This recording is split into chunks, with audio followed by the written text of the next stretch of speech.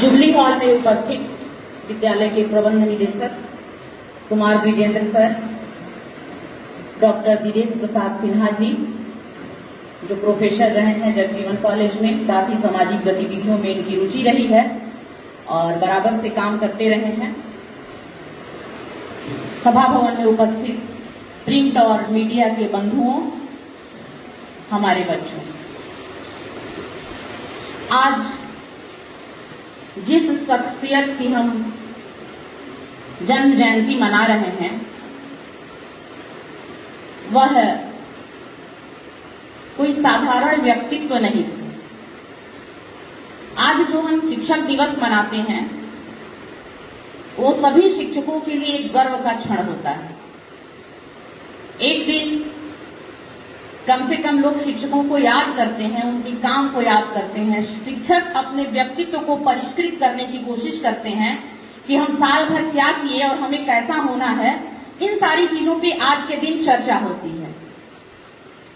Doctor Radhakrishnan चाहते तो अपने जन्म दिवस के रूप में इसे मनवा सकते थे, लेकिन उन्होंने अपने जीवन की शुरुआत एक शिक्षक के रूप में की और राष्ट्रपति तक पहुंचे।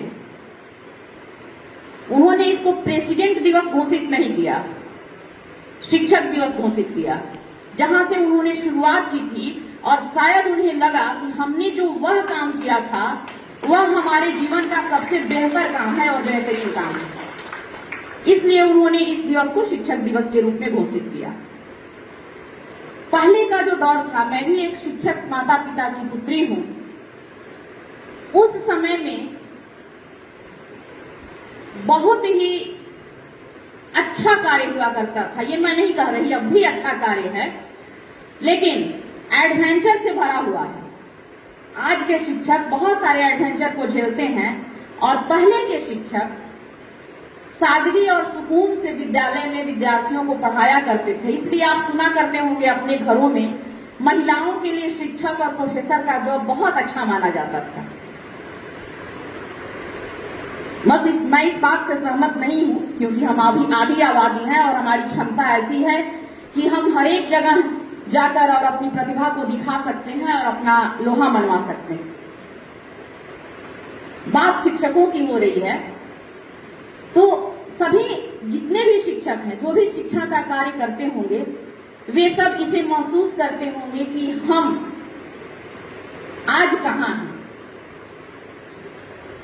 समय और परिस्थितियों के अनुसार भी चीजें बदलती हैं। उस समय का दौर कुछ और था और आज जहां हम खड़े हैं ये दौर कुछ और है, और जो समय के साथ नहीं चलता है वह बहुत पीछे रह जाता है।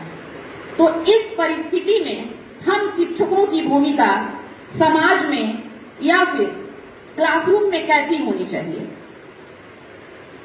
क्योंकि शिक्षक को राष्ट्र की रीढ़ कहा जाता है। शिक्षक वह शब्द है, शिक्षक वह व्यक्तित्व है कि जो प्रण कर ले तो चंद्रगुप्त की तरह घनानंद के राज्य को भी समाप्त कर देता है, और ठान ले तो एक मिट्टी पे टीले पे बैठे हुए साधारण से बालक को भी चंद्रगुप्त मौर्य बना सकता है। क्षमता तो है, क्योंकि बच्चे जो होते हैं वह बिना सेब के घड़े होते हैं या बिना सेब की मिट्टी होते हैं। अब कैसा साचा देना है, हम शिक्षकों के साथ साथ अभिभावकों को भी यह तय करना होगा। समय मुश्किल है, सोचनीय भी है कि युवा पीढ़ी जैसी होनी चाहिए आज के दौर में वैसी नहीं है। हमारे संस्कारों में सृजन हो रहा है, हमारे शिक्षा में सृजन हो रहा है, हमारी बातचीत करने के लहजे में सृजन हो रहा है।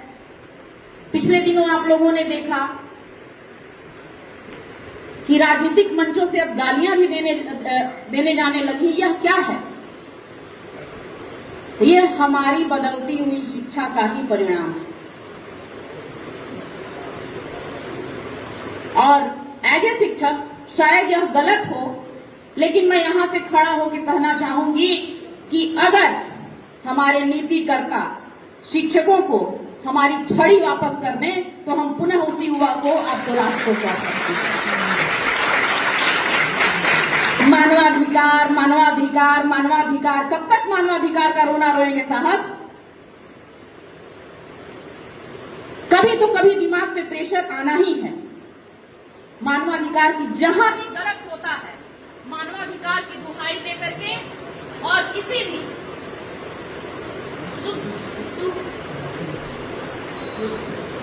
सही प्रकार से चल रहे काम को रोकने की कोशिश किया जाता है। सिलेबस कम कर दीजिए, बच्चों के दिमाग में प्रेशर आ रहा है, बच्चों को मारिए मत, मानवाधिकार के अंदर आ जाएगा। हम लोगों के यहाँ एक कहावत है कि बिना भय के प्रीत नहीं होती। आज हम भी यहाँ खड़े हैं तो एक अनुशासन का और किसी ना किसी का डर है। कहीं रास्ता इधर उधर होता है, कहीं कुछ होता है तो डर लगता है किसी चीज का। बिना डर के कुछ नहीं हो सकता। माँ बाप भी बच्चों को मारते हैं, वो भी मानवाधिकार के अंदर है। और इस बात का भी सबूत मिलता है कि बच्चे बच्चियां थाना में चले जाते हैं कि मेरी माँ बाप ने मुझे मारा। परवरिश कहाँ होगी? अनाथालय में।